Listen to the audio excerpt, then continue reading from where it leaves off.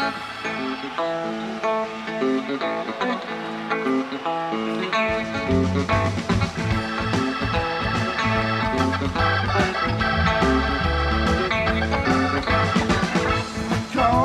about to win, even more to lose. You and me bound to spend some time just wondering what to choose. Goes to show you don't ever know. Watch each card you play and play it slow. Wait until that deal comes out. Whoa, whoa, whoa! Put on the brakes. Put on the brakes. Welcome, welcome, boys and girls, children of all ages, hoofties, poofties, bung-eyed effers, right and left wing wackos, woodchucks and chuckettes, kings and queens of the Northeast Kingdom, and little dogs too, to another version of It's News to Us. Okay, get out of there. Get out of there. You got your own camera and everything. Get, move along, move along. And you are watching. Oh, closer, fool. Screw him. We'll give him his own show next week. Okay, and you are watching, Alfred Hitchcock. You know, I've been watching a lot of these at night, Toddster, because they run them at like 1 a.m. or something. Yeah. They have half-hour ones and hour ones. And a lot of them were directed by, God, what's that guy's name? Oh, cripeny, of course, it fails me now. He was the guy who starred in Casablanca. He played Ingrid Bergman's husband. Not Bogart. No, it was Bogart, and then Claude Rains was the inspector, and then there was Ingrid Bergman, and of course it'll come to me when I don't want to, whatever. But anyways, you're watching It's News to Us. We are Newport's oldest TV news watch is new. Here, New Brown Q, as the locals say. And we got adult themes and adult language here, but not really. We're kind of like G-rated or R-rated. We keep the cussing to a minimum. But we're the Bronze Age visible sky gods. Going to beat you and forgive you and beat you and forgive you. And remember that, just like in the Bible said, I got into this in an email with an old girlfriend of mine. And she said, you either believe or you don't believe, because I was talking to her about acoustics and how they can make stuff float and make things crumble by using acoustics, Todd. Yeah. She said, you can either, like with the walls of Jericho, they use the trumpets to tear down the walls. You either believe or you don't. Okay, well, by that thing, and I guess Samson slew 10,000 men with the, slew 10,000 men with the jaw of an ass, of a donkey. He himself, he slew 10,000 men. We're all inclusive here. We cater to men, women, and all 57 genders. Use any bathroom you want. We don't care.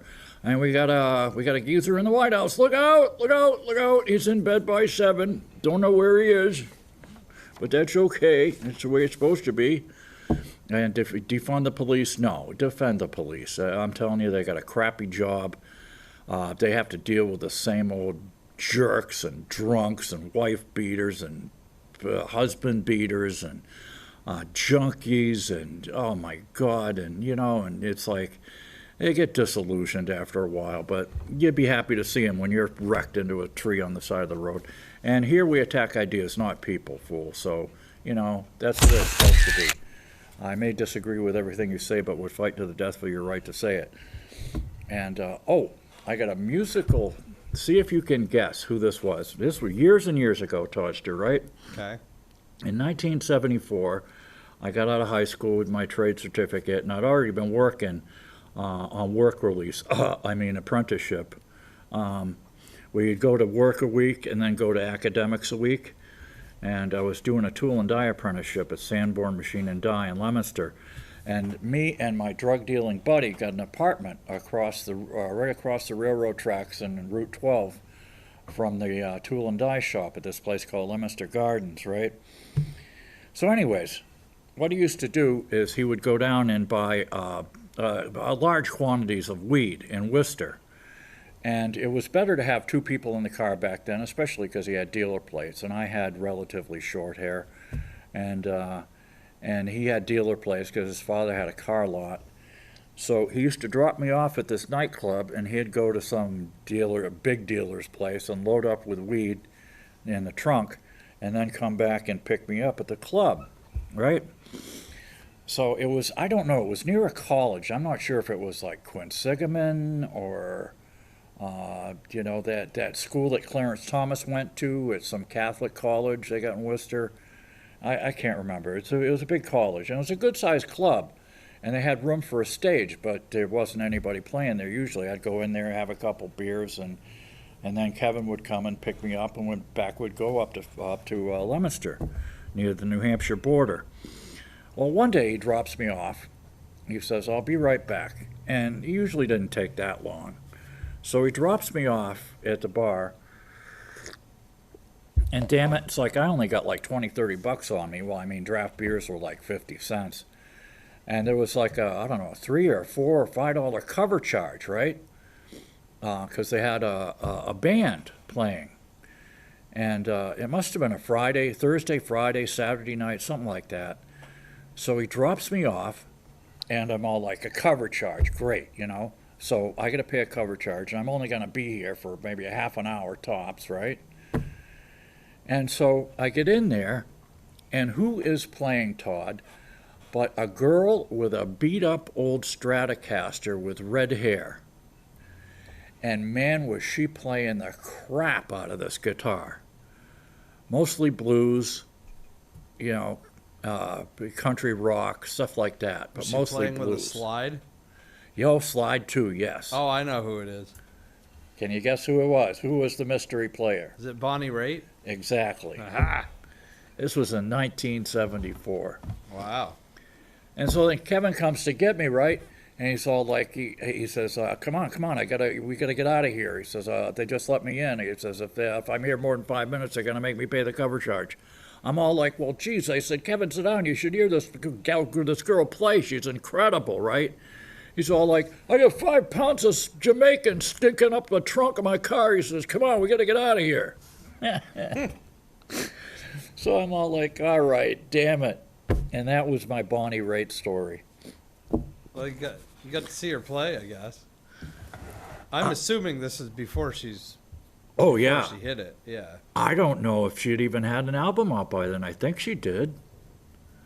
You're on the computer. You could look it up. Yeah, look. What year did you say it was? 1974? 74, yeah. It would have been in the spring of 74. But anyways, it seems like now people are starting to wonder where this virus comes from, right? We're a year into it. Oh, by the way, this is one day. Tomorrow will be the anniversary of we did the show on the 18th, and that was the same day that my wife died of COVID-related issues. She had a bunch of underlying health issues, but I think she had COVID. And did I get a call or anything from my sister-in-law? I mean, we'd been divorced for a while, and she moved back south in 2004 or 05. But geez Louise, man, you think I could have got at least a phone call? I get a text message. Oh, by the way, Cheryl died last night. I'm all like, what the hell? And they were these text messages, Todd, that they would disappear after like 12 hours, right? Yeah, I remember you sent them to me to save them or decipher them or something like that. Yeah. I had to send them to myself, too, to make sure they stayed there. It's like, I couldn't believe it. It's, I mean, I couldn't go down there. They couldn't hold a funeral because of the virus. I couldn't go down there because of the quarantine. And it turns out that finally they're getting around to wondering where this thing came from. And by the way, the Washington Post, this article comes from the Washington Post, I believe, or it was Politico. In 2018, diplomats warned of risky coronavirus experiments in a Wuhan lab and no one listened. After seeing a risky lab, they wrote a cable warning to Washington, but it was ignored. By Josh Rogan. And this was from, I don't know, a week or two ago. Joe Rogan? Yeah, Josh I Rogan. didn't know Joe Rogan wrote for them. Yeah, it's spelled a little different. But like, what the hell, man? And who in your favorite hobby news program was asking the governor and Dr. Levine about this last summer? Oh, Mr. Conspiracy Theory. You know, a couple of whiners and pearl clutchers, oh my God, had contacted the governor's office saying my comments about the origin of this virus, because I was pointing out that it came from China, were racist, and I had racist undertones, or perceived racism. So I get bounced. But anyways, here it is right here. Josh Rogan is a columnist for Global Opinion section of the Washington Post.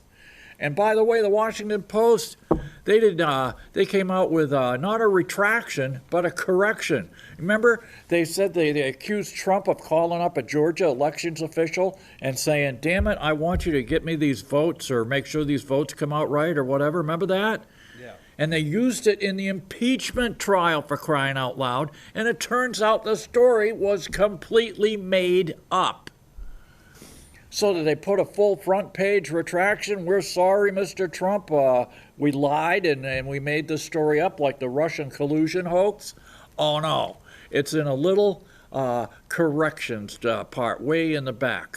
Oh, by the way, you know that story where we tried to sink the president? It turned out not to be true. And we didn't call anybody or speak with anybody, but it's the first rule of journalism, is to double check your sources.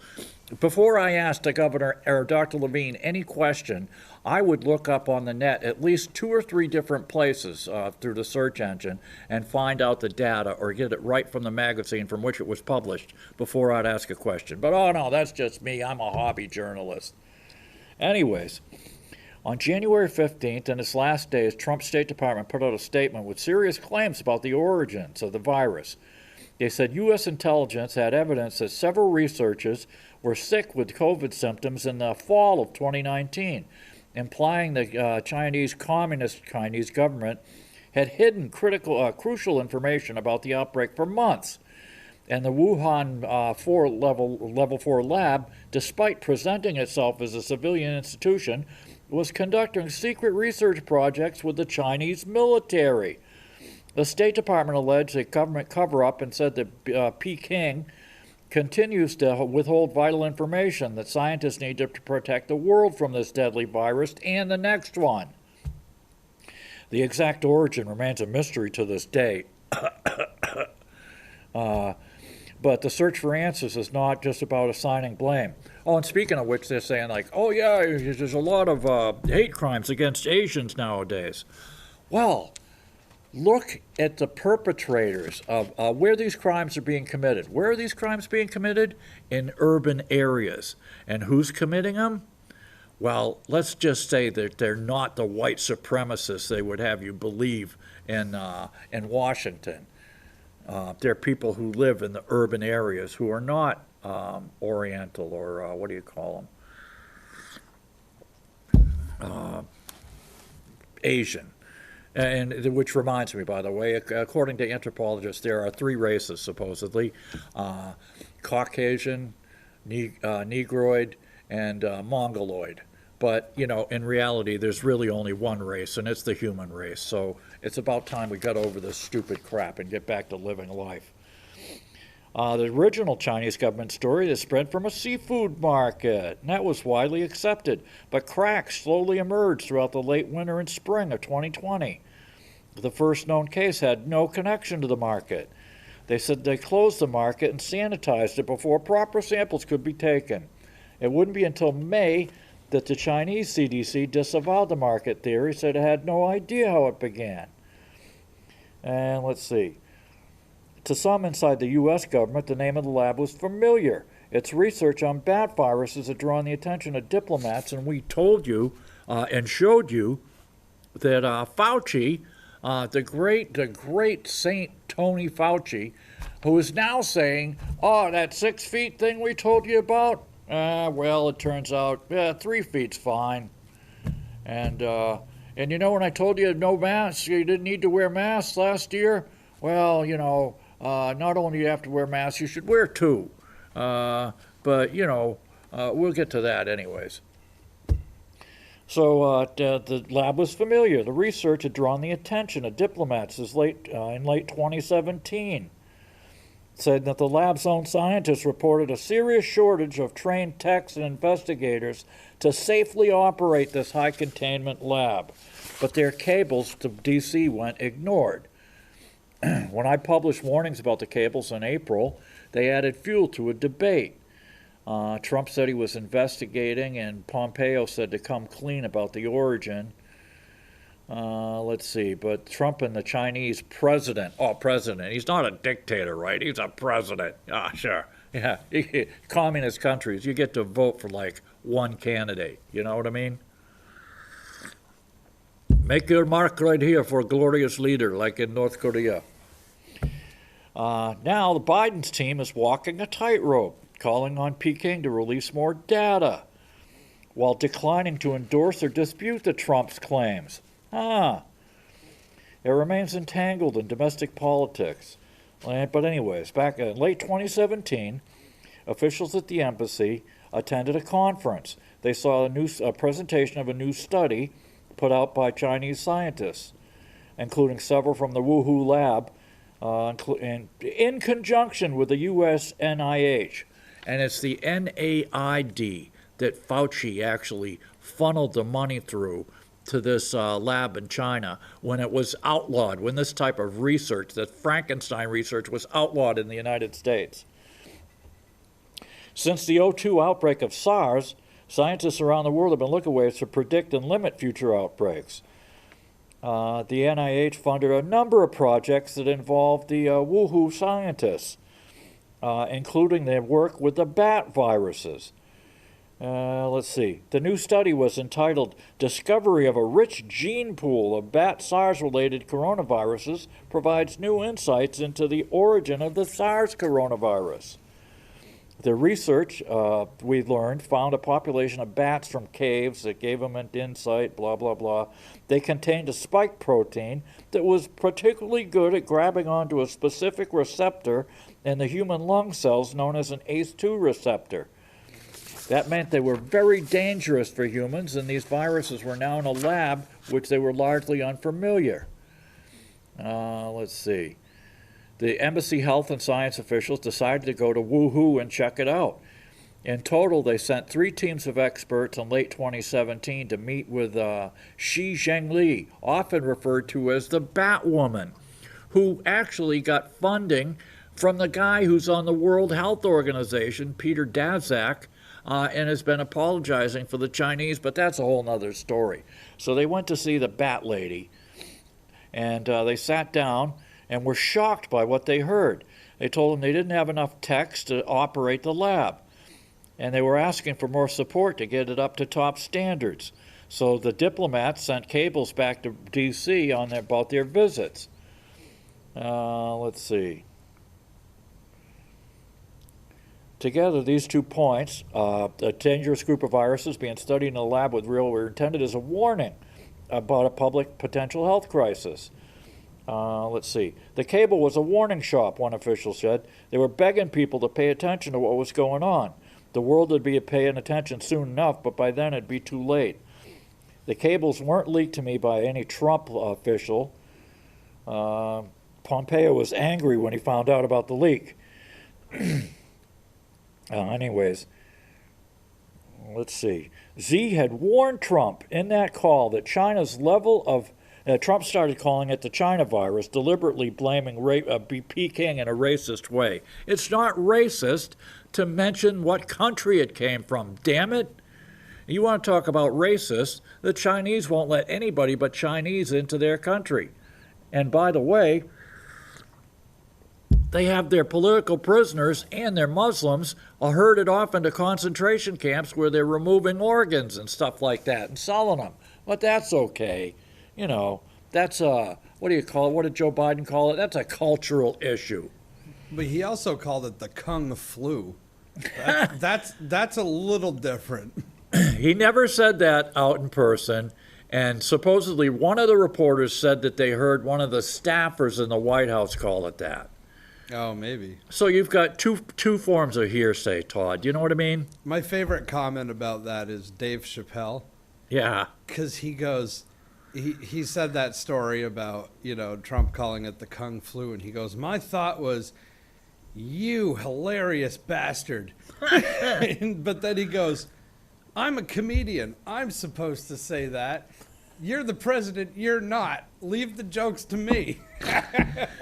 I'm telling you, I love Dave Chappelle because he doesn't give a flying fig about what anybody's feelings. Chappelle is amazing. If you don't like, if Dave Chappelle is hurting your feelings, you can get up and leave. You might even get your money back.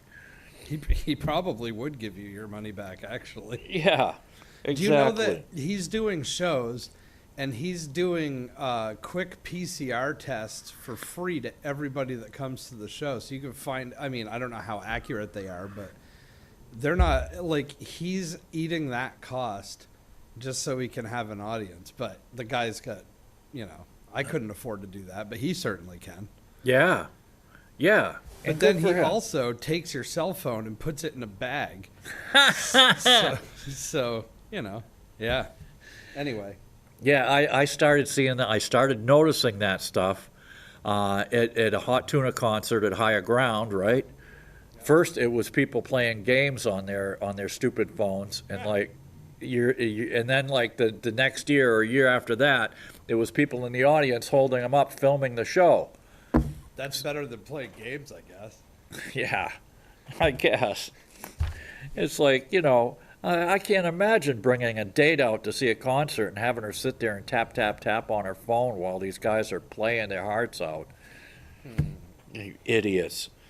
Anyways, that prompted Trump to stall into China virus. He called it China's level of cooperation on releasing critical equipment. America's darkest moment would be jeopardized by continued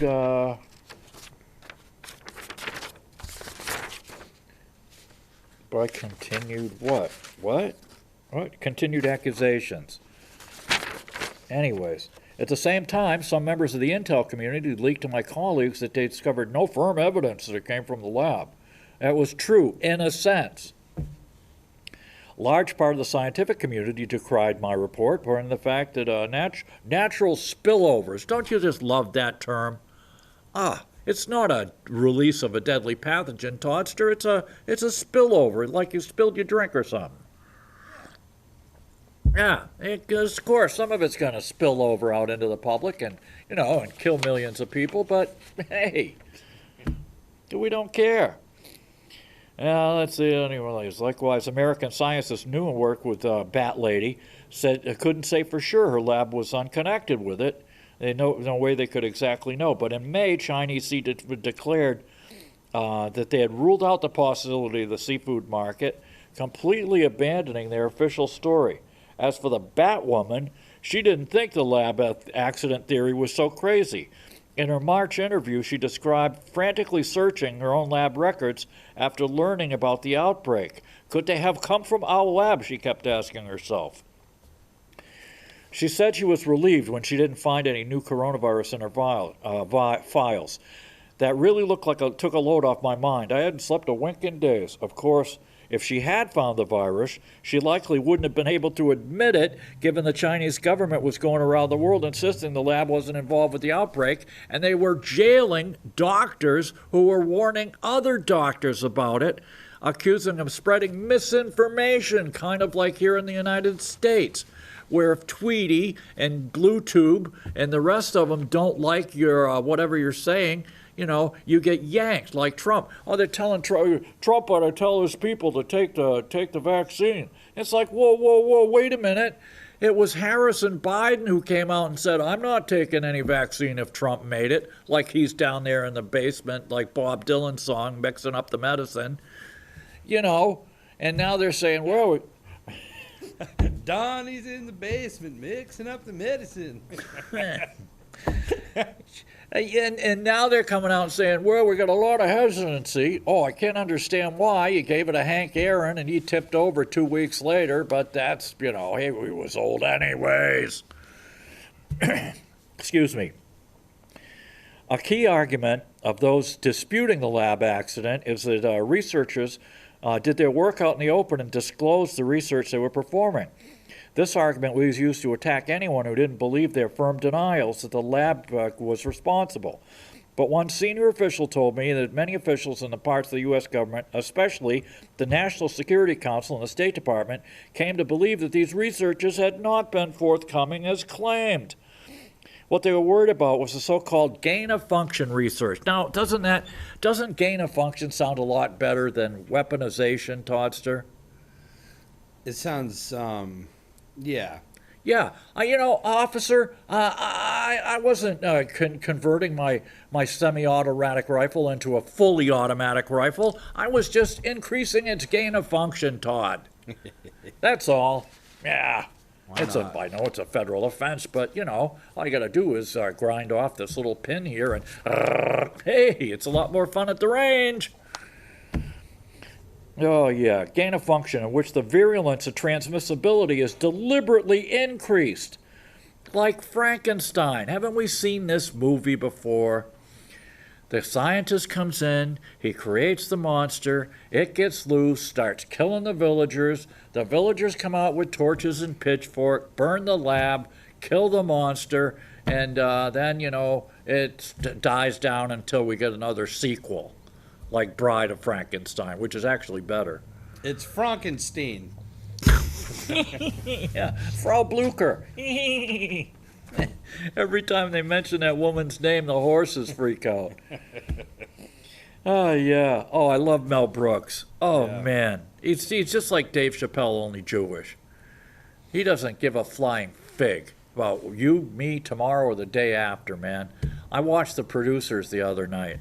It's springtime for Hitler and Germany.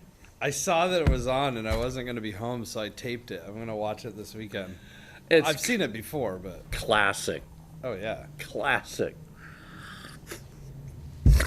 Classic. Anyways, for this, let's see. The purpose is to help scientists predict how viruses might evolve in ways that hurt humans before it happens in nature.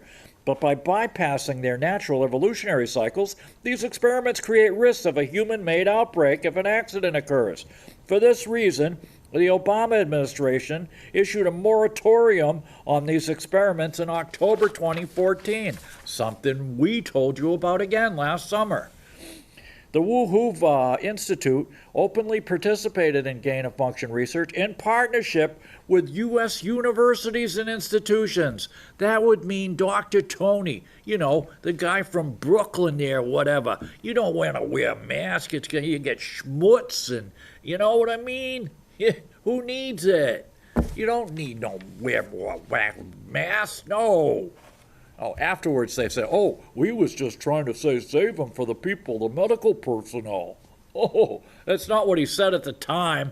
You can see it on YouTube. It's a 60 Minutes interview. That idiot. The guy's as bad as the local weatherman. Oh, yeah, it's going to warm up on Sunday, Toddster. Well, Sunday comes and it's like 30 below with a friggin' 40-mile-an-hour wind outside. Hey, don't worry, it'll warm up by Monday. Monday comes, it's 10 below with a 30-mile-an-hour wind chill.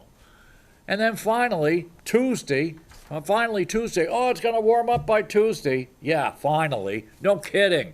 It's almost spring. You idiots. But they're very confident, Todd. They are very, very confident in their modeling.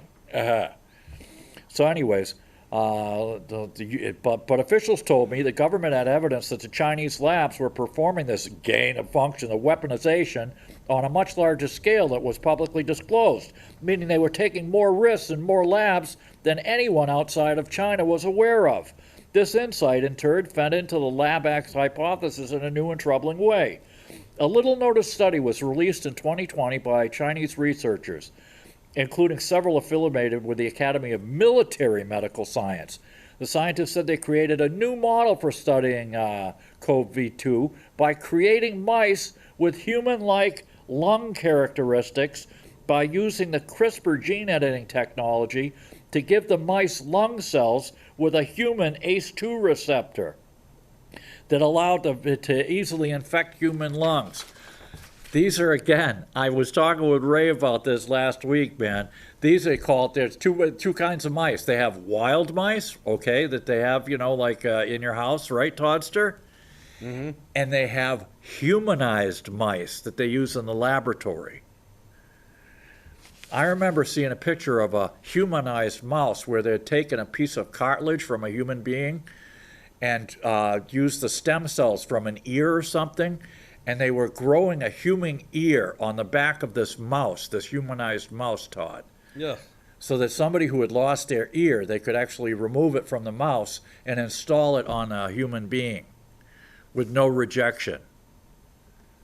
Huh. Okay. Anybody heard of scientific ethics? Anyways, so it turns out that yours truly was true. Yeah, here we are. She's researched, they spoke out to defend the lab, were her research partners and funders, like the head of the global public health nonprofit EcoHealth Alliance, Peter Daszak, the guy who's now with the World Health Organization. Their research was tied to hers, and if Woohoo was implicated, they'd have to answer a lot of tough questions.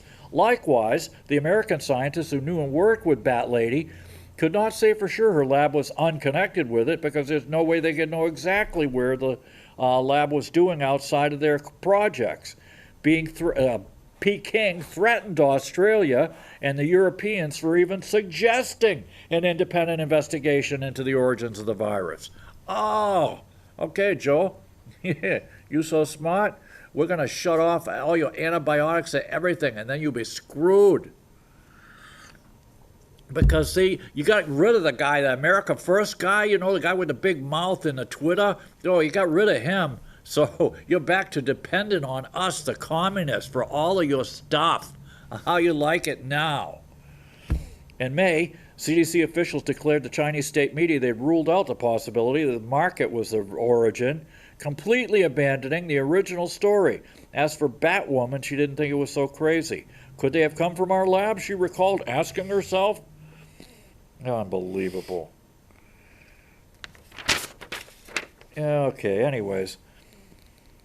This was a peek under the curtain of an entire galaxy of activity, including labs, military labs. They're playing around with coronaviruses and ACE2 and mice, an unsafe lab. It suggests we're getting a peek at a body of activity that isn't understood or even has a precedent here. This pattern is of deception and obfuscation combined with new revelation about their handling of dangerous viruses that we don't know about led some U.S. officials to become increasingly convinced that the Chinese authorities, the Communist Party, were manipulating the info to fit their narrative. There was so little transparency, it's impossible to prove one way or the other. If there was a smoking gun, the commies buried it along with anyone who would dare to speak up about it. We'll probably never be able to prove it one way or the other, which was their goal all along. But back in 2017, the diplomats who visited the lab and foreseen these events and nobody listened to, nothing had been done. We were trying to warn that lab was a serious danger. I have to admit, I thought it would be a SARS outbreak all over again. If I knew it would turn out to be the greatest pandemic in human history, I would have made a bigger stink about it. Oh, okay. Nothing to see here, folks. Move along. You're a racist. If you even question the commies, you're a racist. Damn it, you're a racist. Or will perceive you to be a racist. Never mind, you never did a racist damn thing in your life, for crying out loud. Oh, here we are, finally. This is from, you're going to love this one, Toddster. This is from Sunday's paper. The pandemic toll similar despite varying actions. Oh, so they're finally coming out and admitting it. That the states that had lockdown and masks and curfews and everything, they had, there's no difference between them and the free states, Toddster. Huh. Well, I'll be damned. So it was all for nothing. Jeez. Oh, that's another thing, too. Did they correlate it to population? Oh, yeah. Yeah, that's how they figured it. Yeah, because I was going to say, like, no matter what, if you... Deaths per 100,000. Right. Yeah. Listen. Yeah. Nearly a year after California shut down the state, masks were mandated, indoor dining and other activities limited, Disneyland remains closed. Oh, except for the governor. He can go to that French laundry place with no mask, yuck it up, open bar with the lobbyists and stuff, but that's okay. right? He's good looking. Yeah, dude, the guy got good hair. You're talking about Newsom, right? Yeah, gruesome Yeah. Newsom. Yeah, he's attractive, so that's cool. Do as I say, not as I do. Same with Nazi Pelosi and having her hair done, remember? Oh, I was set up. Okay, Nancy. Despite the differing approaches, California and Florida have almost identical outcomes in their case rates. How the two states took such divergent tacks arrived at similar points. It's going to be an important question. Which were the most impactful? Which ones were negligible or backfired, driving behavior underground? Now, let's see. California and Florida have a COVID case rate of around 8,900 per 100,000 residents, according to the CDC. Both rank in the middle among states for death rates. Florida was 27th, California 28th. Connecticut and South Dakota are among the 10 worst states for death rates, yet Connecticut is a lockdown state, and South Dakota has no mandates at all. Connecticut ordered quarantines. South Dakota launched a $5 million tourism campaign and welcomed motorcyclists to the Sturgis rally. Both contend their approach is best. This is not Texas, this is not Mississippi, this is Connecticut, Lamont said. We're finding what works and is wearing the masks, social distancing, and vaccinations. I would say vaccinations and the herd immunity, okay? Tokyo and Japan reached a herd immunity of 50% before they had vaccination 1, okay? What they did is they separated the old people and the vulnerable, and they let the young people mingle and go about their business, the young, healthy people, and they did the best they could, and they got a 50%, 48%, what do you call it? Oh, God, I just mentioned it. Efficacy? No, the herd immunity. herd immunity rate. Exactly. Thanks, Toddster. Oh, man, I'm starting to lose my mind. And here we are. It's interesting. Like South Dakota and Connecticut are like very different as far as population density goes. Though. Oh, yeah. You know. Like, Yeah. There's more people in one building in Hartford than there's probably in. You ever been to Rapid City? Yeah. No, I haven't. But South Dakota's pretty cool. I mean, it's there's a lot of pine trees and stuff. That's the thing I didn't like about out west. You got pine trees and aspen trees. That's all. You know what I mean? Yeah. There's no hardwoods, no stone walls, nothing like that. I mean, it gets kind of sucky for me. But there's this one place around Rapid City. They have their own like microclimate, Toddster, right? It's just weird. But the people are nice. I have never met more nicer people than I did. And this was way, way before the oil boom, right? Was when I was traveling across North Dakota. Because I would stop in little towns and, get a donut, shoot the breeze with people and stuff. I was in a rented car. I didn't care how long I took, I had my dog Spike with me. And the people in North Dakota were just so cool. And here's another one. Charge. This is from Tuesday's paper, March 16th. 2 charged an assault on officer who died. Oh, so it's an assault. Remember? That was another thing. The guy was beaten to death with a fire extinguisher. Oh, except that he wasn't. They weren't charged with murder. They were charged with assault. I mean, they're yahoos, and they deserve everything they get. And had the guy not been sprayed with bear spray like mace in his face, he'd probably still be alive. But he had some kind of lung condition or something, and he wound up having a stroke the next day. But he wasn't beaten to death with a fire extinguisher like they tried to blame it on Trump. Oh, Orange Man bad. I got 2 words for you people. Grover Cleveland, all right? Because if Trump's health holds out, and it probably will because he's not a drinker or a smoker, these guys are going to just screw themselves right into the ground with their stupid policies, and they're overrunning the border right now. And Joe Biden's saying, I never said the border's open or anything. What are you kidding me? These people were watching the debates in Spanish from the Democrats last summer or whatever it was. A year ago last summer before the election, And they're saying, how many want free health care for illegal aliens? Hold up your hand. Everybody on stage holds up their hand. How about free education at colleges and universities? Oh, yeah. How about opening the border and letting families in and refugees? Oh, they hold up both their hands and then bite me saying, I never said anything like that. Oh, are you kidding me? And this was another thing that was in the impeachment articles, too, that this poor cop was beaten to death with a fire extinguisher. And we still don't know the name of the cop who shot that unarmed woman. Granted, she was pounding on the door and they smashed a glass, but you can see the video. They showed it last night on TV again, where he just pulls out his pistol and he's like, no warning shots.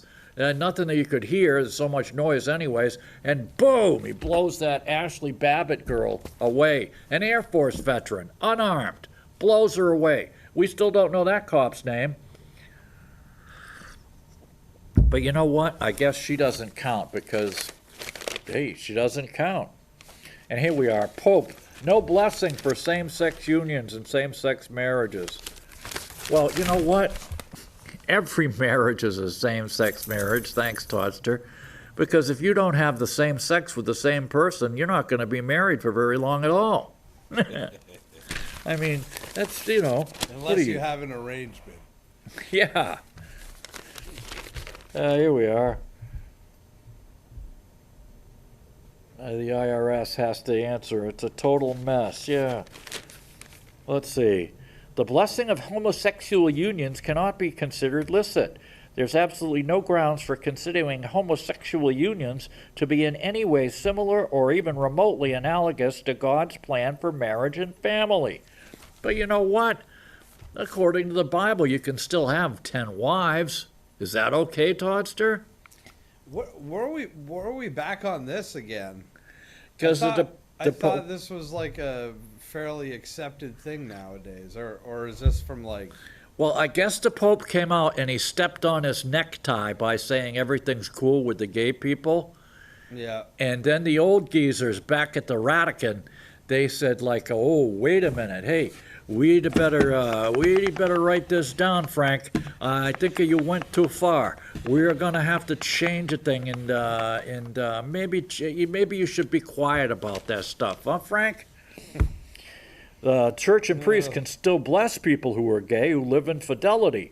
Rather, it declares illicit any form of blessing that tends to acknowledge their unions. Ooh, ooh, ooh! Oh, good grief. Yeah. Catholic people recognize the holiness of the love and being committed same-sex couple recognize it's divinely inspired and divinely supported, and thus meets the standard to be blessed. You know what? Bless yourselves. You don't need to give these boneheads money. You can bless yourselves. That's all. And here we are. Trump holds court at Mar-a-Lago. Orange Man, just in case you forgot. And they canceled him off Twitter and Facebook. But, absence, it truly makes the heart grow fonder, boys and girls. Just in case you forgot, Orange Man is still bad. Bad, bad, bad. What's happening is the people, okay, Trump came out and he said he fully supported the party. He would not support rhinos and fools, and it's not their right to use my likeness or image to raise funds. And what's happening is, see, this America First thing, this goes back to Lindbergh and pre-World War II. You wouldn't believe the book I'm finishing up right now, Todd. It's called Churchill, FDR Churchill and the World War II Opposition. I mean, Churchill was trying to get us into World War II from the get-go. Even though they kicked the Germans' butts, and in summer of 1940, the German Luftwaffe tried to take over England, and the Spitfires and the British blew them back. So Hitler did an about-face. In the meantime, before that, Hitler and Stalin had hooked up together and divided Poland up between Hitler got half of Poland and Stalin got the other half. And that was what drove half of the commies out of the party in the USA, right? The CPUSA. And then, even after England was not threatened anymore by German bombings or anything, well, except for the V-2 rockets and stuff, that was later, Hitler was busy going after Stalin, and a lot of people were saying, hey, let him fight it out, you know? And then after Hitler and Stalin are done with each other, we'll just go in and mop up. In the meantime, they left MacArthur with his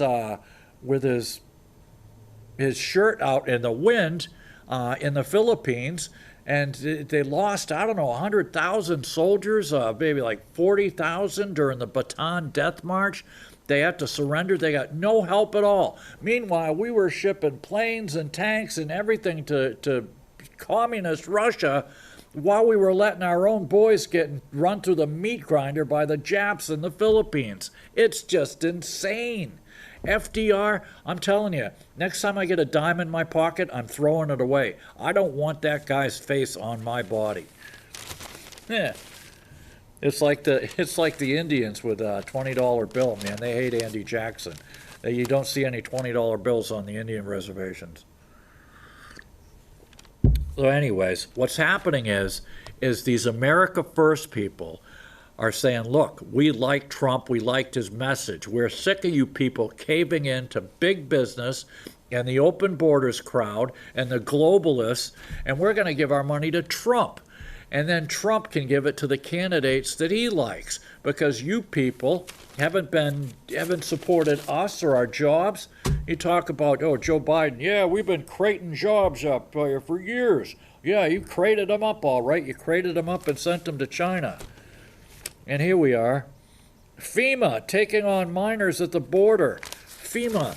Isn't that short for the Federal Emergency Management Agency, Toddster? I believe. Yeah. So that means there's a federal emergency at the border, maybe?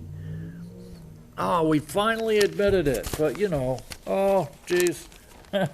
We had no way of knowing that was going to happen. Oh, and here we are. Chicago, 2 killed, 13 wounded at a party on the south side. Gunfire erupted on the south side early Sunday. It was late Saturday night.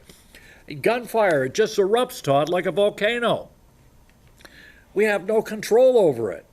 The guns just get up, jump out of people's pockets, and they erupt into a shooting spree. Huh. And I'm sure they were all registered guns, too. All registered, background check. Oh, sure. Yeah, ain't it good to be a gangsta? Killing 2 people, wounding 13. Officers responded at 4:40 a.m. Those shot were between 20 and 44 years old. Earlier, 12 people had shot. They raised it to 15. 7 of the wounded were in hospitals in serious to critical condition. But that's okay. Yeah, we're going to go after the law-abiding gun owners because, you know, it's just that's the way it is. They're going to abide by the laws. And here we are, because they stepped on their own Dick and Janes. It looks like they're getting a lot of Democrats who aren't going to go along with this, you know, this everything free in America border stuff. Nor they keep saying, oh, we're going to legalize the 11 million illegal or undocumented. Like, oh, I just left home without my license and my documents. I just happened to be undocumented. And it ain't 11 million. It was 11 million 30 years ago. It's more like 30 or 40 million now, Bucky. So it looks like there's a bunch of Democrats who are saying, look, we're not gonna go along with this. We're hearing from our people, and it's not a thing. Here we are, 2 months later, 25% COVID positive rates. The average age of the kiddies at the border is 17 years old. Thanks, Toddster. And now they're starting to call it a crisis. Oh, geez, yeah, maybe it is a crisis after all. U.S. acts to ease border policies. Oh, great. Oh, here we are. A law professor was fired at Georgetown over reprehensible statements made concerning black students. They terminated Sandra Sellers after a recording of the video chat was shared online, along with a guy who was nodding in agreement.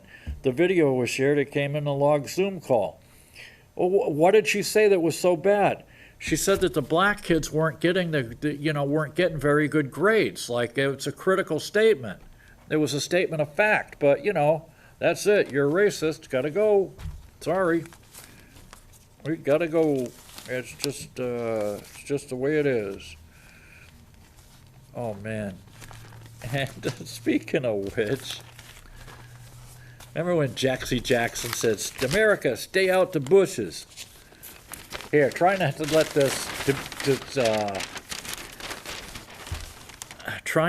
this diminish your faith in the hip hop community. But it looks like they arrested what's the guy's name? Fujiano, the 27-year-old Atlanta-based rapper. His real name is Quame Khalil Brown. Was arrested by the marshal's office task force in Memphis after he left Georgia a while ago. He was ordered to wear an ankle bracelet for a probation violation from a firearms charge. Now here's the thing, boys and girls. If you want to be able to have and keep a gun, you got to keep your nose clean. You don't get any felonies. If you don't get any felonies, then you can legally go down and apply and get whatever gun you want.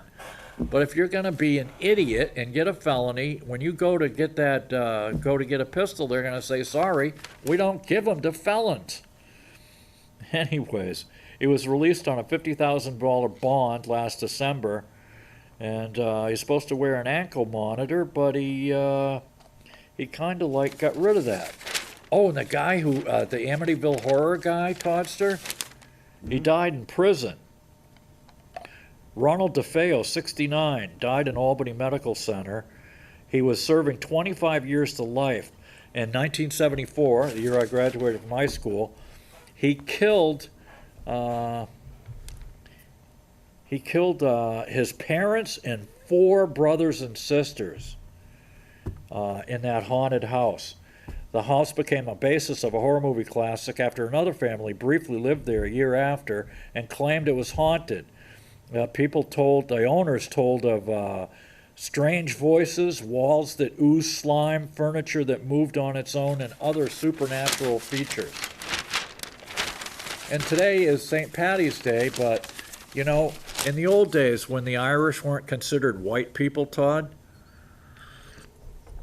during the potato famine in the 1830s, they used to have signs that said, like, "Dogs and Irishmen, keep off the grass in parks and stuff." And so anyways, for years and years, they wanted to celebrate St. Patrick's Day like they do in New York City. They've had a St. Paddy's Day parade in New York since 1762, right? But not in Boston, okay? You couldn't even see a theater in Boston until, like, the turn of the last century. Well, 100 years ago, right? They had blue laws and everything. No theater. You couldn't go see a play because they didn't like actors and makeup and, But man, oh man, if you went down by the wharves, there were whores galore. They somehow managed to overlook them people. So anyways, you know how the Irish got St. Paddy's Day slid into Massachusetts law? They called it Evacuation Day because after in 1775, after they'd shot the British and penned them up in Boston, they sent a bunch of guys all the way across western Massachusetts through southern Vermont to Fort Ticonderoga, took all the cannon in the middle of winter and brought all the cannon from Fort Ty back on sleds all the way across Massachusetts, set them up around Boston, looking right down on the British fleet. And on this day, in 1776, the siege of Boston ended as British forces evacuated the city. And this bonehead professor at Johnson State University kept saying that they opened fire on the British and drove them out of Boston, which wasn't true because they'd worked out a deal with the selectmen that if they left peaceably, if the British wouldn't hurt the Americans and didn't burn any buildings or anything, then the Americans, the rebels, wouldn't shoot at the British while they were leaving. They worked out a deal. I think one cannon was fired to let them know they meant business. Yes, Mac. Get down. Oh, and today, in 1966, a U.S. Navy midget sub located a missing H-bomb that had fallen off a B-52 into the Mediterranean in Spain. It took several more weeks to recover it. That was one bomb. That was called the Palomares incident. And that's where our buddy from the Creature Feature that we know, Toddster, that's where he got his radiation burns from. He was one of the guys who participated in the cleanup of that radioactive crap, and the Veterans Administration hasn't given him a friggin' nickel, and he's still alive. I don't know. Most all the other guys that handled this radioactive stuff died a long time ago. And you got 5 minutes. Okay, we'll try and get back on track here. Oh, man. Oh, and here we are, too. U.S. experts say Europe's wrong to pull the vaccine. The AstraZeneca vaccine, even though it's 30 people across Europe developed blood clots. Oops, hot mic. Even though 30 people across Europe have developed blood clots within, I don't know, days or hours after getting their vaccination. And it's all perfectly safe. Yep. It's an emergency use authorization, or it's an emergency euthanasia. Let's just call it what it is. So good on the FDA for not approving that one in the States, I guess, huh? Well, things happen when you sacrifice time. Yeah. And like I said, this is an mRNA. This is going in through the back door. This ain't going in through the front door like other viruses. This is going in through the back door. And I thought they gave you the shot in your arm. Yeah. Well, not that back door, Todd. Get your mind out of the gutter. Wow. Oh, yeah. 30 others developed blood clots within weeks of vaccination. France, Germany, Italy have followed Denmark's lead in taking it off the market while the investigation happens. But the clots are quite common. About almost 1 million people suffer from them annually in the United States. We don't know whether it's coincidentally or around the same time, but, we don't want to scare people. Oh, man. Oh, here we are. One of the Bundys, anti-government activist Ammon Bundy, was arrested Monday, failing to attend his trial on trespassing in Idaho. And he was protesting outside the courthouse, angry over the mask requirements. He was joined by about 24 other protesters, some holding signs with slogans like, "Ammon stands for the truth," and others yelling misinformation and conspiracy theories about COVID-19. Misinformation. I guess there's no editorializing here. This is just straight news. They're yelling misinformation and conspiracy theories. Okay. And here we are. There's another one. Speaking of which, vaccine misinformation is thriving. We must shut it down. That First Amendment thing you guys have in the United States? Well, we're going to take it off the table. Remember that Hitler and Stalin didn't own a single newspaper. They didn't have a single movie theater. They relied on the private sector to do their dirty work for them, okay, boys and girls? So next time I hear, well, Twitter and Facebook are private companies. Well, yeah, but if they elbow the competition out of the way so that nobody else can use their apps or get on the phone or or make their own platform, then they're a monopoly, and they are determining what is free speech and what isn't. Remember when Elizabeth Warren said that she wanted to break up them? And everybody freaked the hell out? Oh, yeah. She was actually right about that. They have to be. They have to be. We either have free speech or we don't. Yeah, but even the Republicans got pissed at her for saying that. Now they're saying the exact same thing she said. I know. It's the donations, boys and girls. Oh, God. Could you imagine if the phone company, I was talking with Toddster about this last week, could you imagine if you were talking to your buddy on the phone about some conspiracy theory and someone on the phone company said, "Hey, wait a minute, we're shutting off your phone service because we don't like the topic of your conversation." you'd say, whoa, wait a minute, that's not the job of the phone company. You're just supposed to provide the service. It's the same thing here, and they're hiding behind that little thing. You got like 1 minute. Oh, man. Sorry. Oh, jeez. Yeah, I never get through it. Damn it. 1 minute or you're canceled. That's it, yeah. Perceived racist am I. Oh, jeez Louise. Oh, and here, okay. She said, yeah. Oh, here we are. COVID-19 relief bill approved by Congress, last but not least. You know, only 10%, there's still money unspent from the first bill. Only 10% of this money is going to COVID relief or anything. This is the biggest giveaway in boondoggle in human history.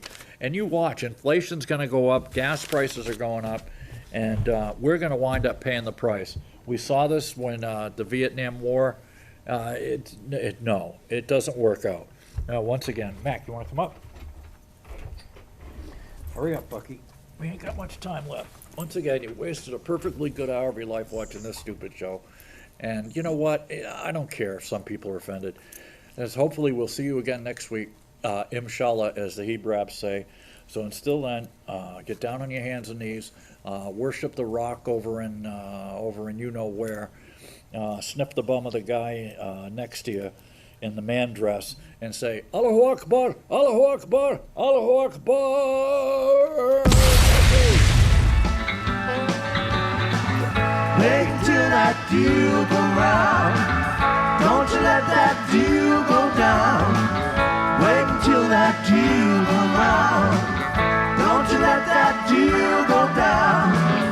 Wait until that dew go round. Don't you let that dew go down. Wait until that dew go round. Don't you let that dew go down. Wait until that dew go round. Don't you let that dew go down. Wait until that dew go round. Don't you let that dew go down.